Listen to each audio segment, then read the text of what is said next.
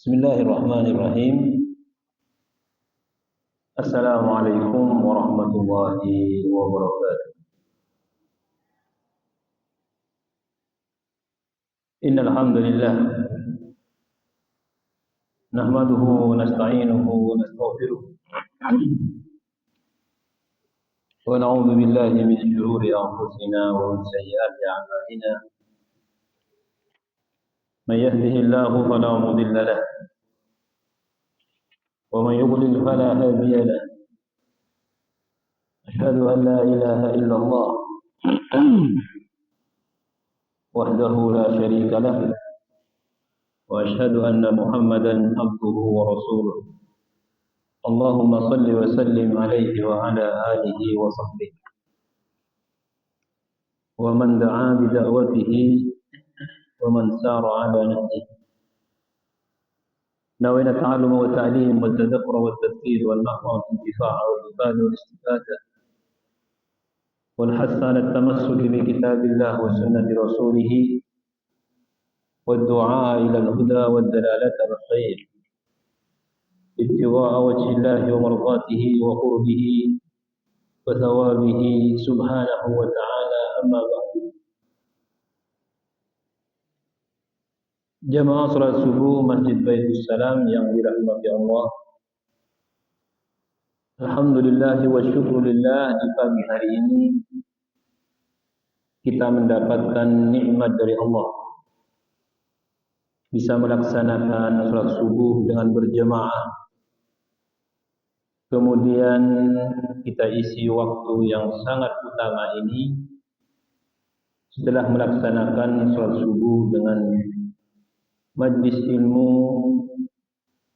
kajian kitab Riyadhus Shalihin. Mudah-mudahan menjadi sebab kebaikan kita. Mudah-mudahan kita mendapatkan manfaat keberkahan dari majlis yang kita adakan ini.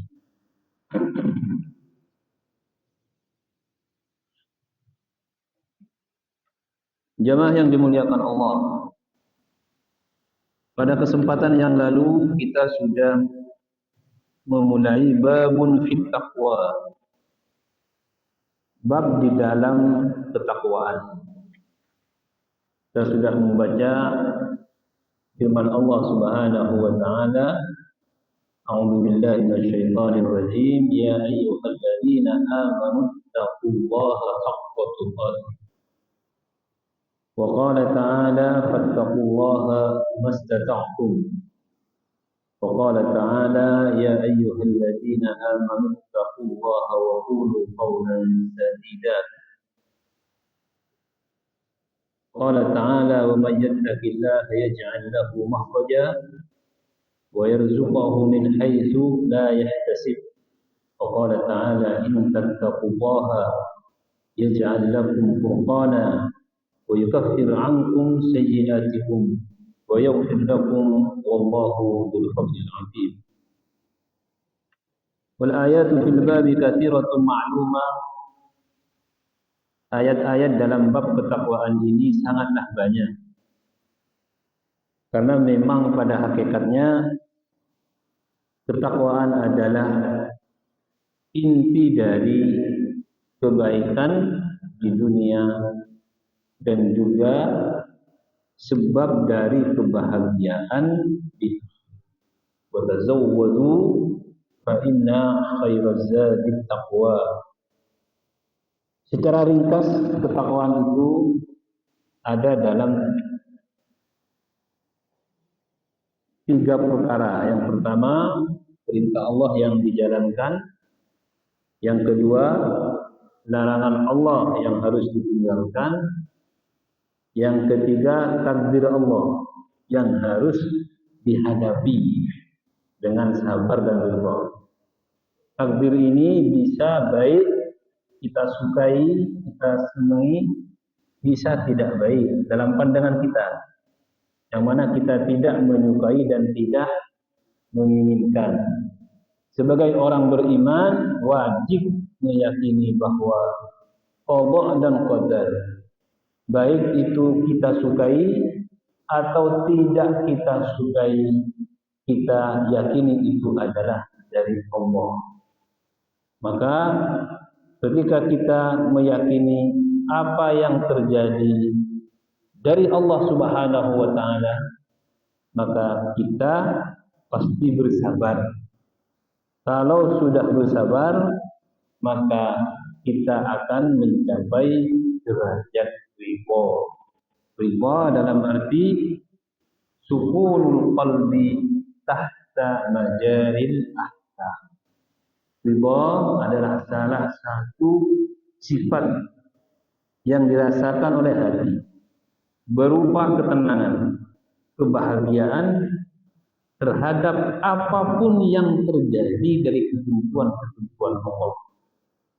Jadi orang yang ridha ini antara kesenangannya dan kebahagiaannya itu sama. Mendapatkan keuntungan, kesuksesan, dia bersyukur. Mendapatkan musibah dan pujian, dia bersabar. Keduanya ini sama. Kalau kita kan tidak, kadang-kadang kalau dapat kesuksesan dan keuntungan, semangat. Kalau sedang diuji dan mendapatkan sesuatu yang tidak menyenangkan, tidak semangat, bahkan kadang mau putus asa. Ini kita artinya satu indikasi bahwa kita belum mencapai sifat ridha. Terus berlatih dan berupaya. Karena untuk mencapai sifat ridha, maka dia harus paham. Yang pertama, tidak ada sesuatu pun kecuali ditakdirkan oleh Allah. Tidak ada sesuatu pun kecuali pasti ada hikmah. Dengan dua hal ini, orang yang memiliki sifat ridha melihat hikmah di baliknya. Mungkin diambil satu dua nikmat daripadanya, tapi Allah menggantinya beribu-ribu nikmat kebaikan. Nah, inilah kemudian yang dikatakan oleh Rasulullah SAW ketika seorang itu mendapatkan musibah, maka katakan inna lillahi wa inna ilaihi raji'un, dan berdoa Allahumma akhlifni fi musibati, Allahumma ajirni fi musibati wa akhlifni khairan minha. Jadi yang pertama dalam doa ini sebenarnya kita menyikapi musibah.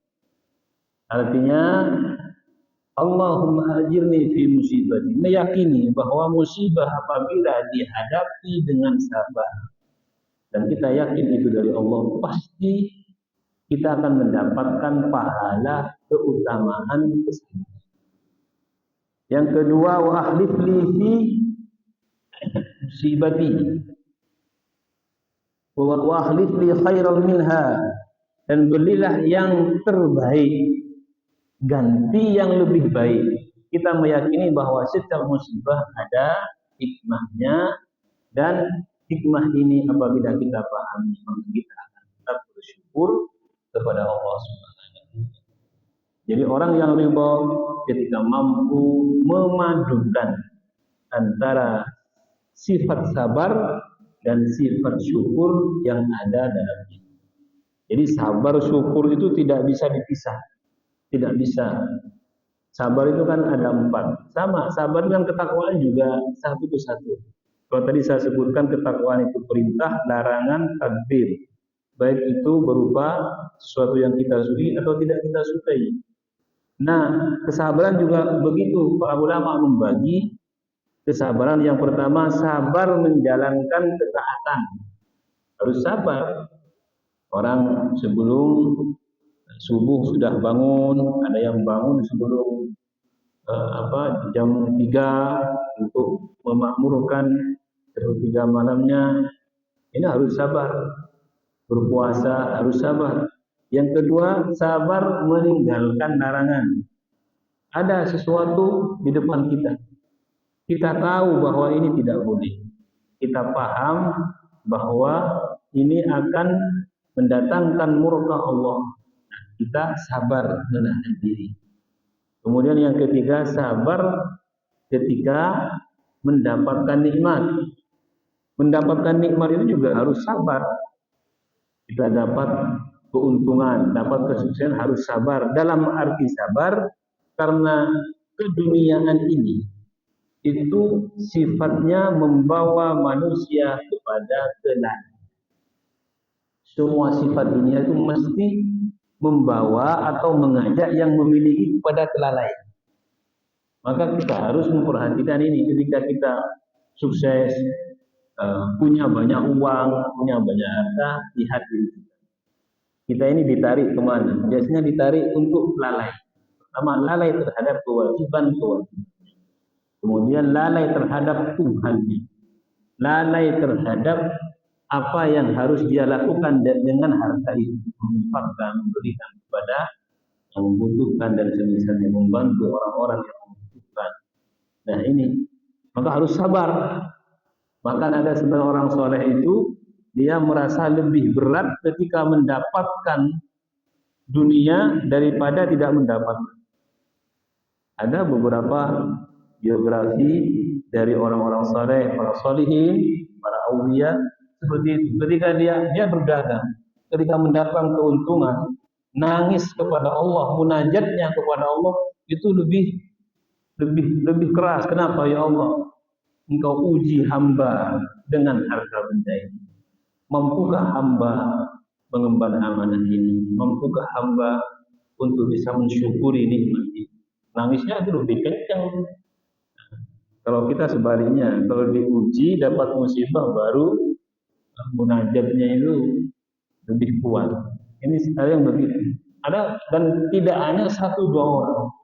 Ujian terhadap sabar kepada nikmat itu lebih berat, lebih dirasakan membebani diri daripada ujian ketika tidak memiliki dunia. Nah, memang yang banyak yang dirasakan oleh orang-orang awam itu adalah ujian yang berkaitan dengan dunia, kefakiran, kemiskinan, kekurangan. Ini ujian-ujian umum yang berkaitan dengan keumuman manusia yang kita sebut orang awam, yang mana mereka kalau sabar Allah juga menjanjikan keutamaan kesabaran itu. Dari ma'iyah, dari mahabbah. Allah itu kalau ingin mencintai hambanya ya dengan kesabaran. Biasanya diberi satu ujian supaya dia bersabar sehingga dia mendapatkan ma'iyatullah. Innallaha ma'as-sabirin. Dia mendapatkan mahabbah Allah. Innallaha yuhibbus sabirin. Dan dia mendapatkan pahala yang tidak terduga. Jemaah yang dimuliakan oleh Allah. Nah, setelah kita memahami ini semua, maka tadi yang pertama, ketika kita sabar dalam ketaatan, maka juga bersyukur. Alhamdulillah, ya Allah, pagi ini hamba masih diberi kekuatan taufik bisa sholat jemaah di masjid ini. Syukuri. Alhamdulillah ya Allah, tadi saya bisa mencegah diri saya tidak melakukan sesuatu yang Engkau murkai. Misalnya kita menahan amarah, misalkan suami istri mau cekcok, tapi yang satu nahan amarah, sabar. Akhirnya lama-kelamaan oleh Allah disejukkan hatinya. Bersyukur, alhamdulillah ya Allah. Tadi hamba bisa menahan amarah. Alhamdulillah ya Allah. Tadi saya bisa menghindarkan diri dari hal-hal yang tidak baik. Kita juga bersyukur kepada Allah. Demikian pula ketika menghadapi nikmat Allah atau menghadapi musibah, sesuatu yang tidak kita inginkan, di samping bersabar, di situ kita juga bersyukur kepada Allah. Ini makna ridha. Ketika terpadu antara makna sabar dan makna syukur dan menjadi karakter seorang hamba, maka dia akan mendapatkan sifat ridha itu.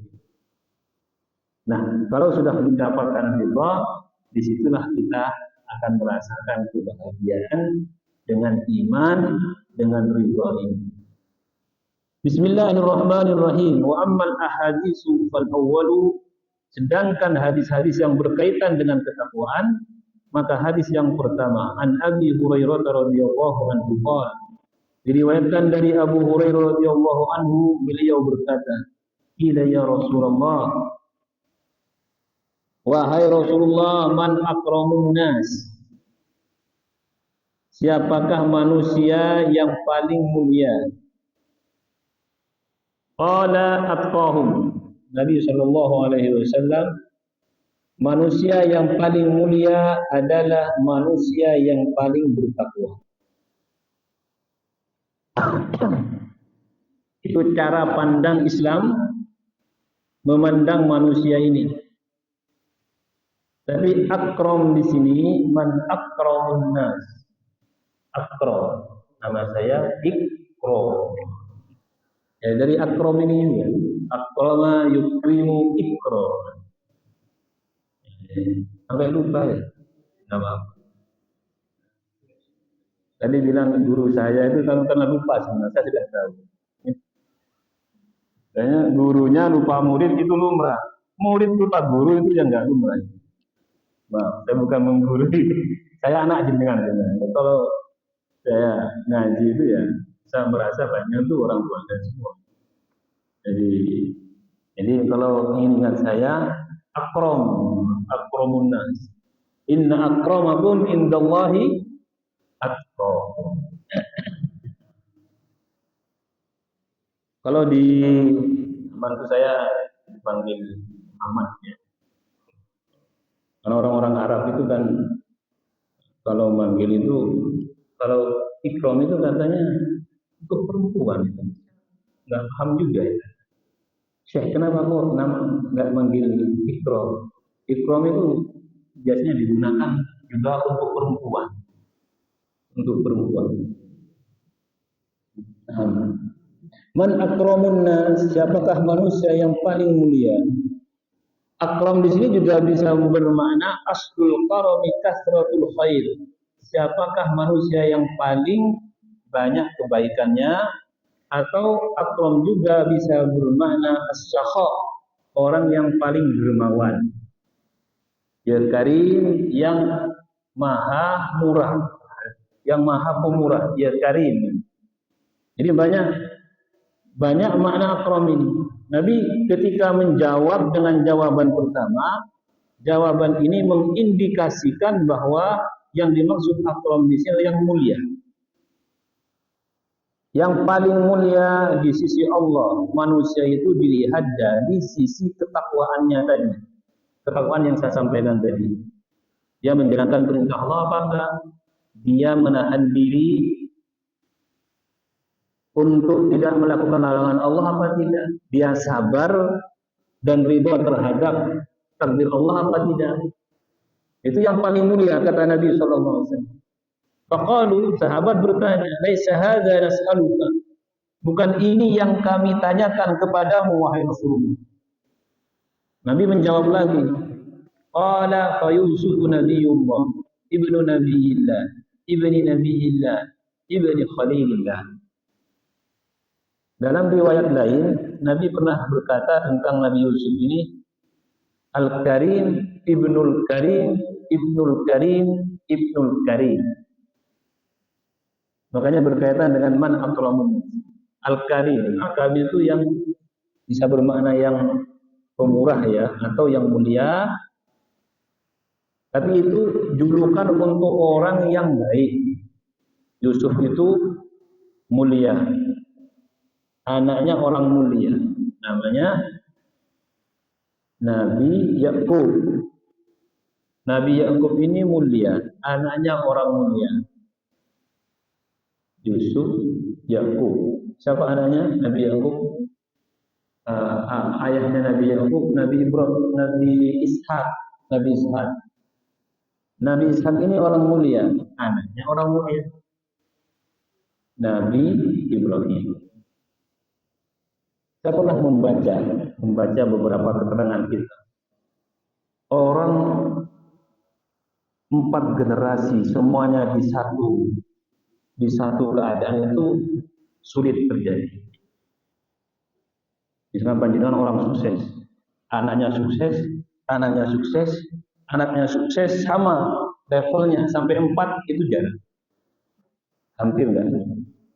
Tapi ini kenapa? Karena Nabi menyebutkan ini kan 4 orang ini. Yusuf Nabi, ayahnya Nabi, kakeknya Nabi, buyutnya Nabi. Nabi nubuwah dalam makna ini satu level. Nah, kalau kita tarik ke bawah yang bukan nabi, panjenengan direktur, anaknya direktur, cucunya direktur, cicitnya direktur. Misalkan kalau dunia ini, itu nggak ada hadisnya memang, tapi saya membaca sulit. Biasanya generasi ketiga itu sudah ganti. Ganti artinya bukan dari keturunan langsung, mungkin ke samping atau sudah berubah profesi dan semisal. Makanya apakah mustahil? Ya tidak mustahil. Andaikan ada yang seperti ini, itu satu istimewa. Yang penting dalam kebaikan. Nah, dalam kejahatan juga begitu. Dalam kejahatan sama. Saya ini jahat. Apakah anak saya jahat? Cucu saya jahat? Cicit saya juga jahat? Ya belum tentu. Sama profesi itu biasanya 2-3 generasi itu akan berubah. Ya imma lebih baik atau tidak lagi berubah. Nah ini Nabi menyebutkan 4 orang yang semuanya satu level kenabian yang dimiliki, itu satu keistimewaan. Qalu laisa hadza nas'aluka. Sahabat juga bertanya, bukan ini yang kami ingin tanyakan kepadamu. Jadi kalau tadi personal, Nabi menjawabnya yang paling mulia secara personal, yang kedua ini secara tadi karunia Allah yang diberikan dari kedudukan. Bukan ini Rasulullah yang kami ingin tanyakan. Qala fa'an ma'adinil arabi tas'aluni. Nabi mengatakan, kalian bertanya kepadaku tentang keistimewaan orang-orang Arab kepadaku. Ma'adin ini bisa bermakna orang-orang pilihan. Jadi ma'adin Arab itu dari ma'din, kalau kita artikan secara bahasa, artinya ma'din itu barang yang terbendam, yang berkualitas, itu namanya ma'din. Kalau dalam bahasa bumi itu artinya tambang itu bahasa Arab, artinya ma'din. Artinya sesuatu terpendam dan istimewa. Jadi mereka bertanya tentang orang Arab yang istimewa, ketokohannya ada, tapi dia tidak masuk Islam atau masuk Islam. Orang Arab di masa Nabi Shallallahu Alaihi Wasallam, orang Quraisy itu seterata kehidupannya itu sudah ada. Artinya ini tokoh, ini punya keahlian dalam bidang tertentu. Dalam sastra misalkan, ini punya keahlian dalam bidang perang. Ini adalah orang kaya. Itu ada strata kehidupan di masa Nabi SAW sudah ada. Nah, itu dikatakan khiyaruhum fil jahiliyah, kata Nabi, khiyaruhum fil Islam. Orang-orang pilihan, ketokohan mereka di masa jahiliyah itu akan dibawa kepada Islam kalau dia masuk Islam. Idza fahamu, dengan syarat dia menjadi orang yang paham terhadap hukum-hukum syariat. Ai saru fuqaha alimina bil ahkam syar'iyyati fiqhiyah. Kalau dia jadi orang yang paham agama, maka dia sebagaimana dimuliakan pada masa jahiliyah, itu juga dimuliakan pada masa dia memeluk agama Islam. Seperti Umar misalkan, Umar ini di masa jahiliyah memang sudah tokoh yang masuk Islam. Khalid ibn Mughirah, dia tokoh di masa jahiliyah tapi nggak masuk Islam. Jadi apakah kemudian ketika masuk Islam dia tidak lagi dihormati? Tidak. Artinya apa? Nabi ingin menyampaikan kalau dalam masalah seperti ini sebenarnya ketokohan dimanapun itu ya hanya masalah duniawi saja. Nah, ketika masalah duniawi masuk ke dalam Islam, ya tetap ikut sama. Tapi dalam Islam kemudian disyaratkan idza faqahu. Nah, harus juga ada pengetahuan dan pemahaman terhadap muttafaqun alaih.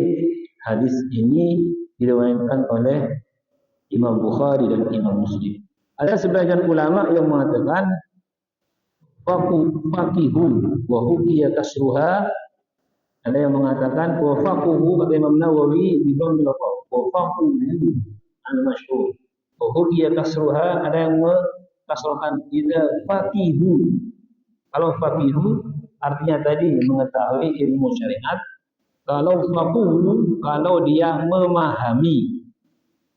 Kalau dia memahami agama. Artinya memahami dalam arti menjalankan perintah. As-tsani an Abi Sa'id al-Khudri radhiyallahu anhu 'anil Nabi sallallahu alaihi wasallam.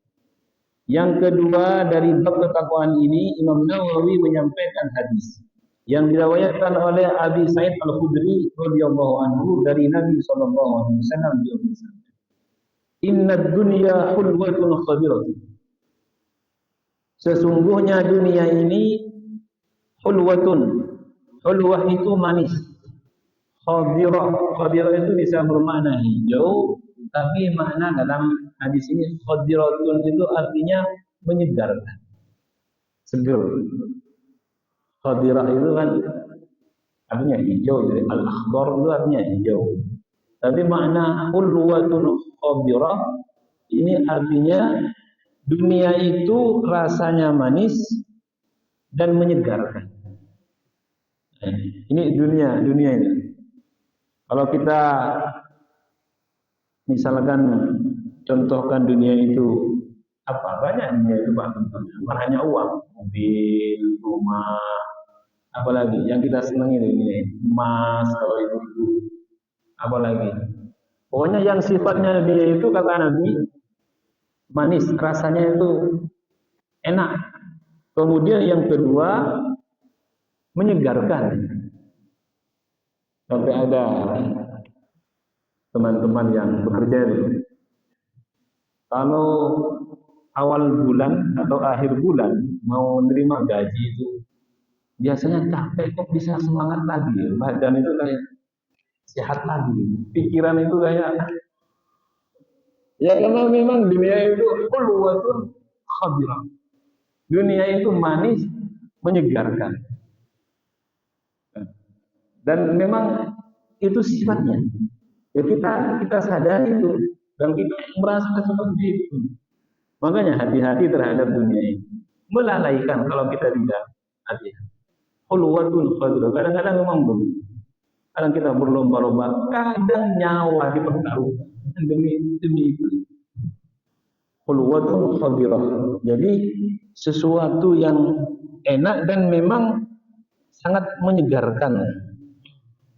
Pada nihayat al-khadir nau'un al-buquli. Jadi al-khadir ini kalau dimaknai aslinya maknanya itu seperti bukul. Bukul itu sayuran yang berwarna hijau itu. Bukul. Min baqliha wa qithariha wa fumiha wa adasiha. Baql itu artinya ya sesuatu yang hijau bisa dimakan seger. Fasyubbiha dunya lirubbati fiha wal maili ilaiha. Nabi sallallahu alaihi wasallam menyerupakan dunia dengan makanan itu dengan sesuatu yang menyegarkan, yang enak itu lirubbati fiha karena manusia dititipkan di dalam dirinya sifat ingin dan senang kepada dunia itu. Wal maili ilaiha dan condong kepada dunia itu. Condong sampai Nabi mengatakan ada dua hal yang manusia itu mudah seger kalau mengingatnya. Yang pertama harta, ilman, al-hirsu al-mal. Hirs itu keinginan besar itu masih ada terus.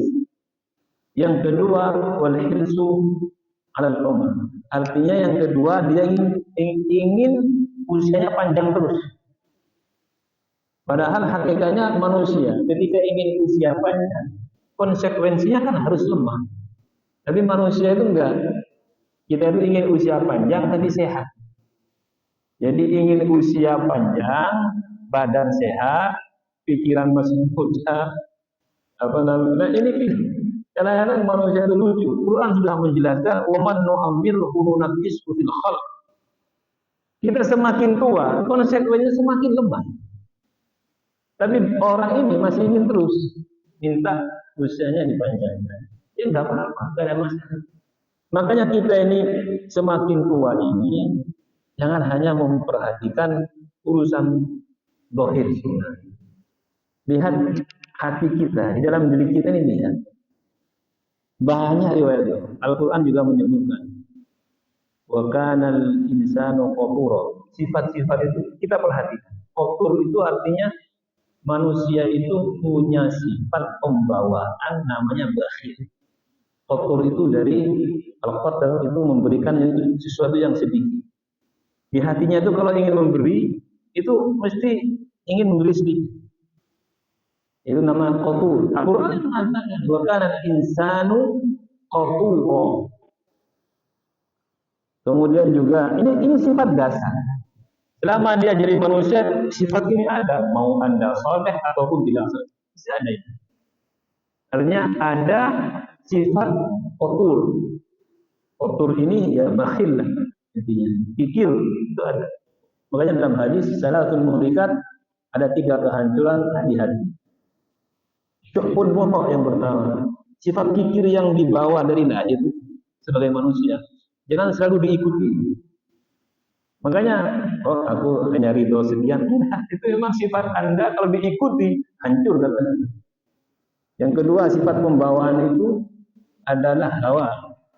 Hawa nafsu itu pembawaan. Kalau sudah muncul di dalam diri seseorang, hati-hati jangan itu. Hawa muttaba.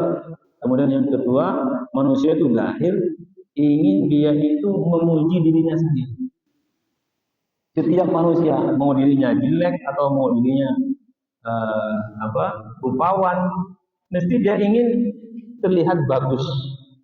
Itu juga bawaan lahir. Nabi juga bersabda, "Khuliqal insanu min ajal" atau "wa kana insanu ajula." Ada dua ayat. Ada "wa kana insanu ajula", manusia itu tergesa-gesa sifat utamanya. Ingin cepat membuat rumah pokoknya target 6 bulan selesai. Modal nggak ada, bingung sendiri. Ayo ingin cepat saja. Itu sifat pembawaan dinyatakan Quran. Innal insana khuliqa halu'a. Ini biar saya sampaikan supaya kita paham bahwa dalam diri kita ini ada pergerakan-pergerakan abstrak ya, artinya yang tidak kita lihat. Di hati kita loh, masing-masing kita ini ada pergerakan-pergerakan. Innal insana khuliqa halu'a. Ada sifat halu. Hala itu artinya dimaknai dalam idza masyahu syarru jazua wa idza massahul khairu manu'a. Itu sifat manusia, pembawaan itu.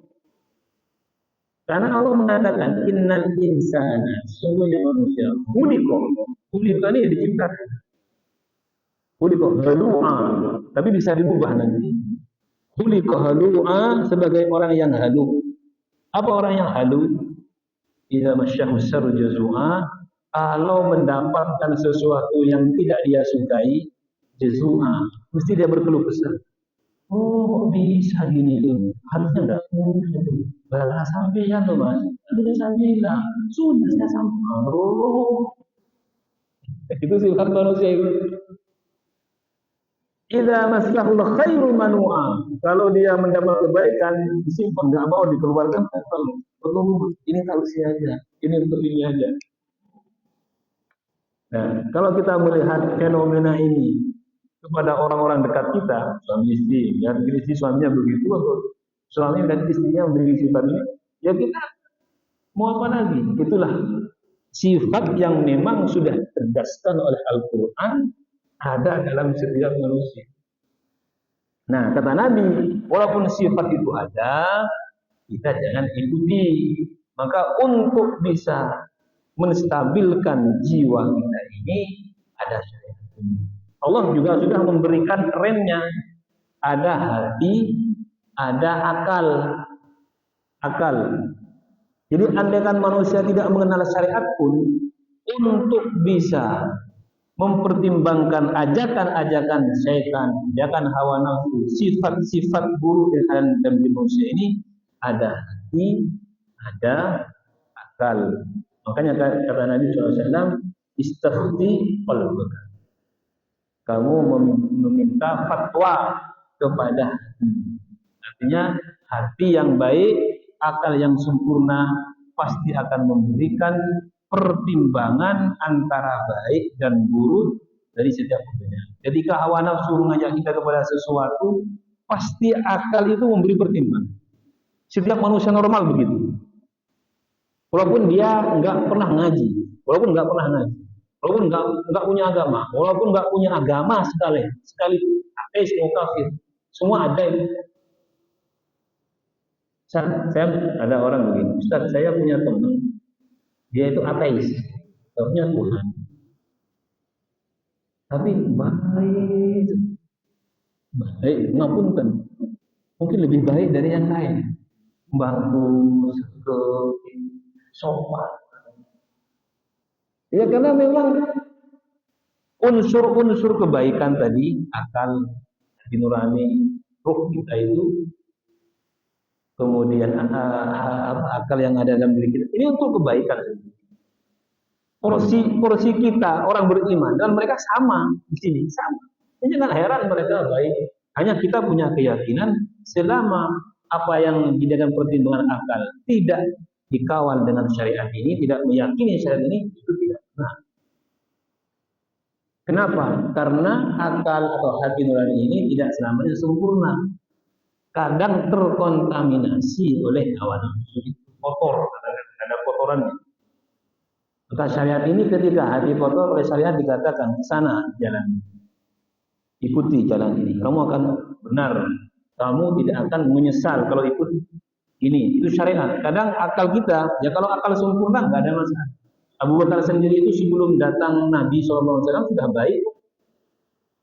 Abu Bakar As-Siddiq radhiyallahu anhu itu kan dari kecil bersama Nabi SAW.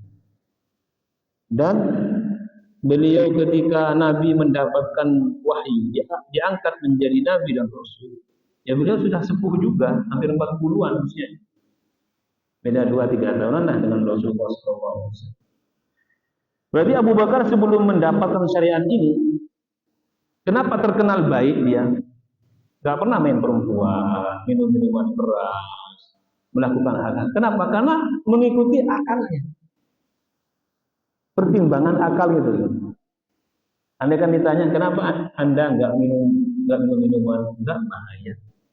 Nah ini juga dikatakan bukan oleh orang Islam, orang kafir kan akan mengatakan begitu. Ada orang kafir yang begitu kok ada. Anda nggak minum keras, enggak, kenapa? Enggak baik buat ini. Enggak apa-apa, kenapa? Itu namanya unsur-unsur alamiah, tabi'iyah yang ada pada setiap manusia. Hanya kita sebagai orang beriman tidak mungkin sebaik apapun kalau tidak diimbangi, diiringi dengan keyakinan tauhid la ilaha illallah Muhammadur Rasul. Jadi potensi seperti itu jangan kemudian kaitkan dengan agama. Itu padahal bukan Islam loh, baik sekali. Jangan kan agama yang mulai disalah. Dia enggak manusia itu dia begitu sudah punya potensi. Manusia itu memang dilahirkan tugas utama baik yang muslim ataupun tidak muslim itu ya supaya di bumi ini bisa hidup sesuai dengan yang dijatah oleh Allah, mengelola bumi, bekerja, beranak pinak, ya nanti mati kan begitu. Itu semua manusia yang namanya manusia. Bangsa manusia ya seperti itu dengan segala macam agamanya dan keyakinan yang diyakini. Nah, inna dunya khulwatun khadirah. Di dunia ini hakikatnya itu manis dan menyegarkan. Wa inna Allaha mustahlifukum fiha. Dan sesungguhnya Allah menjadikan kalian ini khalifah di dalamnya. Jadi manusia itu tugas utamanya sebenarnya dua. Kita sebagai manusia itu dua. Yang pertama adalah sebagai khalifah. Kalau rabbuka lil malaikati inni ja'ilun fil ardi khalifah. Ini Nabi Adam. Ketika Tuhanmu Muhammad berkata kepada malaikat, aku akan menjadikan di bumi itu khalifah. Itu Nabi Adam ketika Ada dialog antara malaikat dengan Allah Subhanahu wa taala. Itu tugas pertama. Yang kedua, Allah berfirman, "Wa ma khalaqtul jinna wal insa illa liya'budun." Dan sesungguhnya Allah, kata Nabi, menjadikan kalian itu sebagai khalifah di bumi, mustakhlifukum fiha. Apa khalifah itu? Ada yang mengatakan al-wukala'u fiha. Artinya wakil. Wukala itu disebutnya dari al-wakil, wukala. Wakil di bumi untuk mensejahterakan bumi. Jadi dalam hal ini saya pernah ditanya, Ustaz, kenapa kok sekarang ini pemimpin yang mungkin bisa merubah dunia itu hanya ada di, dan itu yang dari Islam itu enggak. Pemimpin Amerika itu, pemimpin Rusia, kemudian China. Pokoknya ini mempertanyakan mana pemimpin Islamnya. Apakah mereka tidak akan semena-mena nanti? Tidak mungkin. Mereka juga manusia. Tidak mungkin nanti asal main yang hancur-hancuran, nggak bisa. Mereka juga adalah manusia, punya unsur-unsur tadi dan ada sifat-sifat mereka. Jadi tidak perlu khawatir. Mereka malah yang khawatir kepada umat Islam ini, karena kekhawatiran mereka itu berkaitan dengan dunia, bukan dengan keyakinan dalam diri mereka, dengan dunianya. Mereka lebih takut kehilangan kekuasaan daripada kehilangan keyakinan. Itu yang mereka rasakan. Jadi mereka itu setiap hari berpikir bagaimana saya itu bisa menguasai dunia dengan segala cara. Sampai di situ saja sudah. Semua raja-raja zalim, Fir'aun, Namrud, begitu semuanya. Sampai kalau Fir'aun sendiri sampai merasa dia nggak akan mati, gitu Tuhan. Kalau kita umat Islam kan nggak begitu, nggak bisa. Misalkan ada keinginan seperti itu, ya kita harus yakin agama tidak membolehkan itu. Kenapa? Karena dunia ini hanyalah untuk kita menjadi khalifah dan beribadah. Silakan menjadi raja, monggo. Jadi pemimpin, monggo, nggak apa-apa. Tapi ingat, tugasmu adalah bawa manusia ini untuk bertauhid kepada Allah. Bawa manusia ini untuk hidup damai, saling memberi maslahat di bumi sebagai khalifah. Itu tugas utama. Itu bedanya kita dengan mereka. Adapun tadi kenapa pemimpin umat Islam ini masih belum muncul? Ya karena memang belum waktunya. Rasulullah SAW juga memberitahu di akhir zaman itu ada namanya siapa? Al-Mahdi. Allah alam kapan munculnya. Kalau yang ngaku-ngaku banyak. Tapi yang jelas Al-Mahdi ini salah satu yang dinubuatkan. Nubuat itu pemberitahuan masa depan yang belum terjadi, pasti datang. Dan tidak akan ada perbedaan ini. Umat Islam ini sekarang kan masih berbedaan. Apalagi di sini, di negara Teluk saja masih nggak pernah sepakat, nggak pernah. Ya masalah Palestina sampai sekarang nggak sepakat. Satu mau yang ini, mau membantu tapi ada ini, satunya mau ini tapi masih ada ini. Antar mereka. Nah, ketika Al-Mahdi ini sudah datang, semuanya yang di Timur Tengah, di Eropa, yang di Asia, itu semuanya itu akan sepakat. Itulah. Dan sampai sekarang belum ada.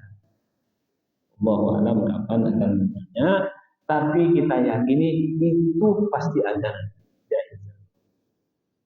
Wa inna Allah mustakhlifukum fiha fa yanzuru kaifa ta'malun. Fattaqud dunya wattaqun nisa. Nah, ini karena ada jemaah ibu-ibu. Ini saya baca hadis ya, tapi saya terangkan sesuai dengan keterangan. Nabi tadi memberitahu dunia itu manis menyegarkan. Kalian ada di dalamnya, hati-hati. Fattaqud dunya, maka hati-hatilah terhadap dunia. Wattaqun nisa, juga kalian sama nih hati-hati. Hati-hati terhadap wanita. Kok bisa kami ini disalahkan?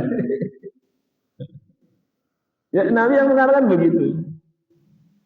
Fa inna awwala fitnati Bani Israil, sesungguhnya pertama fitnah terjadi kepada Bani Israil kanat fin nisa, itu pada perempuan. Jadi rawahu Muslim, hadis ini diriwayatkan oleh Imam Muslim. Fitnah terjadi pada Bani Israil itu disebabkan perempuan. Nah, ini harus di apa namanya? Dipahami, dipahami. Ini bukan perempuan soleha kayak panjenengan, enggak. Panjenengan ini insya Allah calon surga. Nanti ibu-ibu ini lebih cantik dari bidadari. Begitu. Ummu Salamah itu kan tinggal cerdas. Rasulullah, kami ini sudah kayak gini, gimana akan bertemu bidadari? Enggak. Kalian ini orang-orang soleh, perempuan-perempuan soleh di dunia akan lebih cantik daripada bidadari. Kenapa? Karena bidadari tidak pernah sholat subuh, tidak pernah bidadari puasa Ramadan, tidak pernah. Semua amat ibadah itu akan menjadi make up panjenengan nanti. Bukan make up ya, apa namanya? Keindahan. Jadi jangan saya sampaikan ini biar nggak terlalu saya disalahkan. Awal fitnatin, pertama fitnah terjadi di Bani Israil adalah perempuan. Mereka yang tidak baik itu. Ada Balaam, pernah dengar Balaam ya? Balaam bin Ba'urah itu. Itu kan karena ikut perempuan itu. Dan itu sebenarnya sampai sekarang ya. Ada kadang-kadang laki-laki perkasa itu dihancurkan oleh perempuan yang tidak baik. Perempuan yang tidak baik ini. Jadi panjenengan ibu-ibu jangan tersinggung. Yang tidak baik, perempuan yang tidak baik itu akan menjadi fitnah bagi seorang laki-laki yang baik. Nah, kalau terkait dengan misalkan suami istri, saya sering ditanya kalau membahas seperti ini. Ya kadang-kadang ada seorang suami, istri saya itu kok kayak ke saya itu gimana ya, curhat intinya begitu. Ya ada perempuan juga yang begitu. Saya sampaikan sebenarnya. Silahkan perempuan itu mau berbuat apapun ke suami, monggo gampang. Mau berbuat jahat apa, silahkan gampang. Gak ada masalah. Tapi satu saja, biar sederhana gampang. Ya saya sampaikan juga ke keluarga saya, ya ke istri saya. Apa-apa kamu melakukan apapun ke saya nggak apa, boleh. Gak apa-apa. Gak mau ini, gak mau itu, melawan. Jadi satu, kamu harus upaya. Kalau saya mati atau kamu mati duluan, upayakan. Kalau kamu mati duluan, saya ridho kepadamu. Kalau saya mati duluan, saya ridho juga kepadamu. Jangan sampai saya mati tidak ridho kepadamu. Atau kamu mati, saya tidak ridho kepadamu. Itu aja. Jadi selama kamu bisa membuat saya ridho, tahu ridho ya? Ridho itu ikhlas lah. Artinya ini akan orang itu kan begini. Mungkin dia banyak salah ke saya, dan dia mati duluan. Tapi sudah saya sangat ikhlas, ridho. Tidak ada sedikit pun yang akan saya tuntut nanti untuk orang ini surga ini. Walaupun mungkin dulu di dunia dengan suaminya itu sedikit berbuat tidak baik. Atau suaminya mati dulu. Suaminya mati dulu. Yang nggak ada kadang-kadang kan ada suami mati dulu, istri mati dulu. Nah suami juga hatinya itu kasihani istrinya. Sudah, saya ridho. Apapun kesalahanmu kepada saya lebih dulu, saya ridho. Kalau suami mati ridho kepada istrinya ini hancur. Gampang istri itu menjadi ahli surga.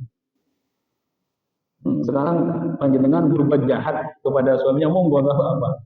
Tapi suami ini upayakan tetap ridho kepada. Enak kan, gampang kan? Dan jangan itu biasa terjadi tuh, Pak. Begitu kok ada. Suami ini kalau perempuan ini jadikan ahli surga, semarah-marah suami itu pasti memaafkan. Mesti memaafkan. Ini jangan salahkan. Jadi jangan kemudian mengklaim itu kok ke suaminya kok kayak kurang ajar. Enggak apa, suaminya ini harus ridho ke dia. Mau seperti apapun dia ke suaminya, mesti dia ahli surga. Maka begitu juga kita ini jangan memperbesar masalah di keluarga gitu. Jangan mau berantem mau apa, nanti endingnya juga kalau sama-sama ridho, ya wis tidak perlu diceritakan ke orang lain. Sudah cukup itu saja. Dan upayakan tetap tadi saya sampaikan, kalau suami istri, apalagi sama-sama tua, ini potensi untuk istri masuk surga itu besar. Karena suami sudah banyak biasanya sudah banyak legowo lah. Jadi upayakan andaikan untuk istri ini, untuk ibu khususnya, kalau suaminya yang mati dulu, dijaga suaminya supaya apa? Hingga muncul di hatinya itu sifat ridho yang kuat. Ya terima kasih, dan artinya kalau sudah ridho, dia mesti memaafkan gitu loh. Memaafkan suami. Sama ketika istrinya meninggal, ketika istrinya sakit mau meninggal, ya suaminya harus sergap gitu di apa namanya, dirawat, diperhatikan. Itu kan menunjukkan bahwa dia ridho. Dan biasanya kalau suami istri ini menjalani kehidupan dengan baik, insya Allah dia akan diberi sifat ridho oleh Allah Subhanahu wa Ta'ala. Seorang suami yang ridho kepada istrinya, walaupun istri ini sering berbuat jahat atau menyakiti dia, tapi dia mati sedang dalam keadaan diridhoi suami, itu tandanya dia akan selamat.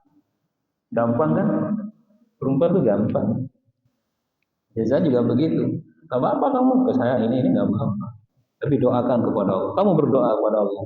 Mudah-mudahan hati saya ini aku bawa kepada kamu tetap selamat. Kenapa? Sebesar apapun kesalahanmu kepada engkau akan diampuni oleh Allah. Karena diampuni oleh suaminya, ridho. Makanya ketika ada hadis, kenapa kok perempuan banyak di neraka? Karena banyak yang tidak memenuhi hak suami kan, salah satunya. Ya karena itu tadi, tidak mampu menjadikan suaminya ridho. Jadi perempuan tidak perlu kemudian berkecil hati. Selama dia mampu menjadikan suaminya bahagia dan ridho, semua kesalahan dia diampuni oleh Allah karena suaminya juga sudah. Enak kan? Gampang. Jadi ahli surga itu gampang. Yang agak berat suami ini, dia bertanggung jawab. Rawahu Muslim, hadis ini diriwayatkan oleh Imam Muslim. Mungkin ada sesuatu yang perlu disampaikan.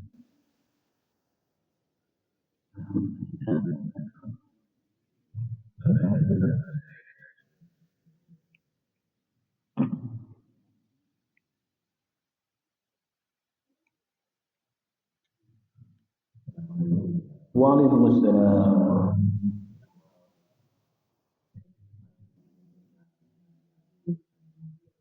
Yeah.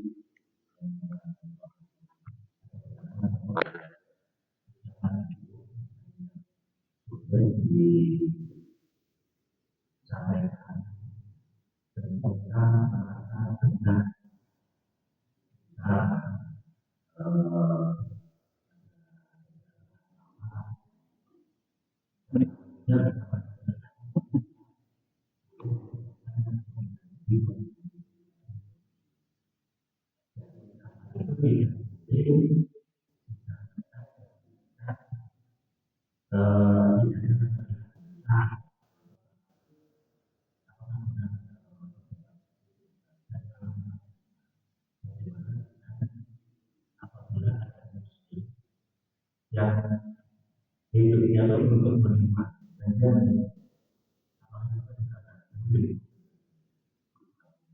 Bismillahirrahmanirrahim. Secara umum makna inna lillahi wa inna ilaihi raji'un itu kita mengembalikan perkara kepada Allah dan hanya kepada Allah tempat kembali.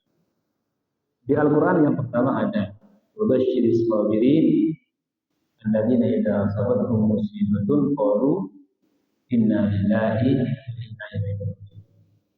Nabi juga mengatakan tidak ada satu musibah yang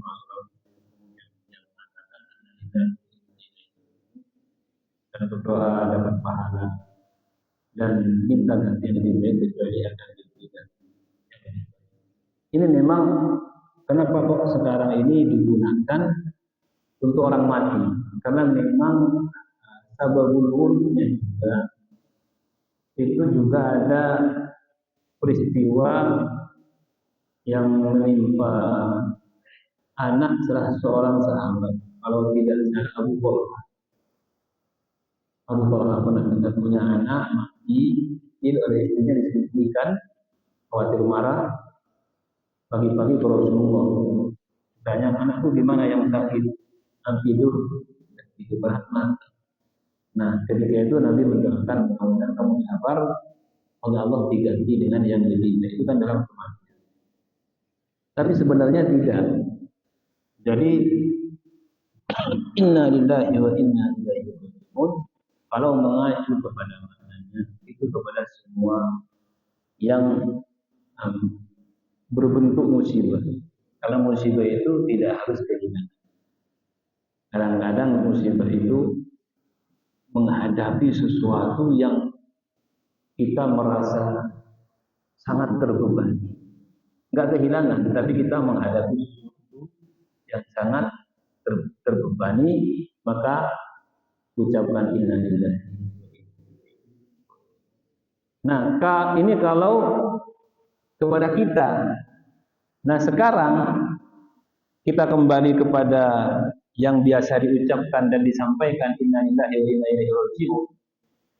Kepada orang kafir, misalkan panjenengan punya bos ya. Punya bos meninggal, mati dia. Kemudian mesen apa itu tulisan yang karangan bunga itu. Apakah akan ditulis innalillahi wa inna ilaihi raji'un padahal bos kita ini innalillahi wa inna ilaihi raji'un. Nah, kalau untuk orang kafir, lihat kekufurannya. Nah, kalau kita tujukan kepada mereka ini dari kita, itu masih boleh. Dari kita. Bukan untuk dia. Karena yang tidak boleh kepada orang kafir itu adalah mendoakan untuk dia. Sedangkan kita ketika mengucapkan inna lillahi wa inna ilaihi raji'un kan bukan doa. Itu hanya satu penegasan kita milik Allah dan akan kembali kepada Allah. Orang kafir apakah milik Allah? Milik Allah juga. Orang kafir milik Allah, orang jahat, orang zalim milik Allah juga. Hanya nanti tempat kembalinya itu ada yang baik, ada yang tidak baik. Kita kembali kepada Allah dalam keadaan baik, disambut malaikat dengan baik. Mereka orang kafir apa kembali kepada Allah? Kembali. Sama balik kepada Allah semua, tapi disambut tidak baik dan akan ditempatkan di tempat yang tidak baik. Itu sebenarnya. Kalau berdoa nggak boleh. Karena kita berdoa kepada sesuatu yang memang sudah Allah pastikan. Sudah mati, kemudian kita berdoa Allahumma ghfir lahu warhamhu wa'afihi wa'fu anhu. Ini kan doa ini. Ampuni dia, rahmati dia, dan maafkan. Enggak boleh. Kenapa? Karena seakan-akan menentang. Allah sudah jelas kok. Orang yang mati dalam kekufuran, maka dia tidak akan selamat. Kita mohon keselamatan. Nah, kita mohon keselamatan ini kan bertentang. Beda dengan orang dolim. Ada orang dalam kehidupannya sholat itu nggak pernah, tapi nggak mengingkari. Puasa Ramadan mungkin nggak pernah dia, tapi nggak mengingkari. Ini garis bawahi, nggak mengingkari. Dia mungkin sering berbuat zalim kepada orang lain. Ngapunten kalau sekarang itu memakan uang rakyat, korupsi. Itu gimana itu hukumnya? Muslim kita harus menghormati keislaman. Sezalim apapun dia, semarah apapun kita kepada dia, lihat keislaman, dia masih seorang muslim. Nah, keislaman ini pengaruhnya besar. Nabi ketika pamannya akan meninggal hanya satu, tak yang lain. Katakan la ilaha illallah Muhammadur Rasulullah. Yang sisanya aku yang tanggung jawab. Ini Nabi itu nggak minta selain yang itu. Dia minta la ilaha illallah Muhammadur Rasulullah. Sisanya karena beliau dapat namanya syafaat umum. Beliau mengatakan di akhir kabar ini min ummati untuk pendosa besar dari umat. Jadi kalau kita menemukan orang muslim jahat, atau mungkin dia menjahati kita, saking mangkelnya kita sudah mengklaim dia tidak bisa. Kita harus sesuai porsi, proporsional. Kita kecam kejahatannya, kita kecam kezalimannya. Tapi jangan hilangkan dia dari keislamannya selama dia masih Islam. Karena ada perkara bisa mengeluarkan seseorang dari agama, ada perkara tidak bisa mengeluarkan seseorang dari agama, walaupun mungkin menyakiti kita. Ada orang mencuri, yang dicuri punya kita. Oh, kamu kafir. Saking mangkelnya gitu. Enggak kafir, orang mencuri juga bisa kafir. Ada orang kadang-kadang ini juga, saking mangkelnya, orang berzina, main perempuan. Wah, dia kafir, Ustaz. Kenapa? Suka berzina dia enggak kafir. Zina itu enggak bisa mengeluarkan orang dari Islam kecuali punya keyakinan zina boleh. Baru kafir. Kecuali punya keyakinan saya boleh ngambil uangmu, ngambil hartamu, boleh saya bisa kafir. Karena ada hukum darurat, artinya sesuatu yang harus diketahui. Misalkan begini, saya nggak sholat karena memang nggak wajib sholat itu. Kata siapa wajib? Wajib. Sudah nggak usah ditafsirkan seperti itu. Yang nggak puasa Ramadan, kenapa nggak puasa? Nggak wajib itu kok puasa Ramadan, kafir. Enggak, kata pendapat nggak ada kata pendapat. Kafir. Jadi kalau yang tadi sifatnya kezaliman itu ya memang kadang-kadang saking mangkelnya kita inginnya mengatakan dia kafir. Enggak kafir. Sebesar apapun yang dilakukan dari dosa-dosa itu, selama syariat ini mengatakan orang ini belum keluar dari agama, jangan keluar. Selama orang tidak keluar dari agama ini, sejahat apapun ini. Kadang-kadang kita kan diuji oleh keluarga, ada saudara jahat. Kadang bukan saudara, anak kadang nuang. Nah, kita semangkel-mangkel kita harus proporsional. Minimal ya alhamdulillah dia masih muslim. Alhamdulillah. Saya sering menyampaikan, walaupun ya kemungkinannya kecil. Orang sejahat apapun, sezalim apapun, kalau mati dalam keadaan muslim, dalam makna la ilaha illallah Muhammadur Rasulullah, masih ada di hatinya, mengakui Allah Tuhannya, Muhammad adalah Rasulullah, dan dia mengakui bahwa selama ini dia memang tidak melakukan perintah Allah ya karena memang malas atau apalah. Mengakui itu, orang ini di akhirat punya potensi ya, bukan berarti asal, punya potensi mendapatkan syafaat. Syafaat itu ada dalam kitab tauhid disebutkan. Syafaat itu beberapa riwayatnya ada orang sudah diklaim oleh malaikat kamu ahli neraka, dan dia mengakui, iya saya mengakui saya akan ke neraka, sudah mau pergi dia, digiring dia, tapi mendapatkan syafaat kembali lagi. Berarti kan masih ada peluang ini. Yang tidak ada peluang sama sekali kalau mati dalam keadaan musyrik. Itu yang kita baca. Makanya mungkin kita ini diuji oleh Allah Subhanahu wa taala. Di sekitar kita ada orang-orang yang demikian, bahkan orang yang kita cintai.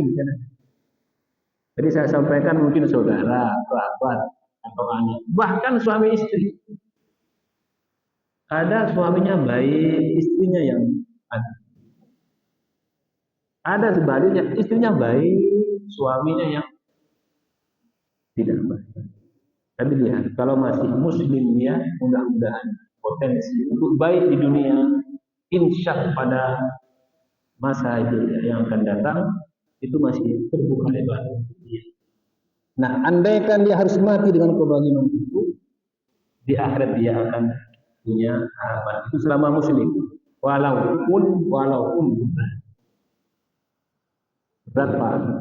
Kalau sudah di dunia masih agak berat nanti dia.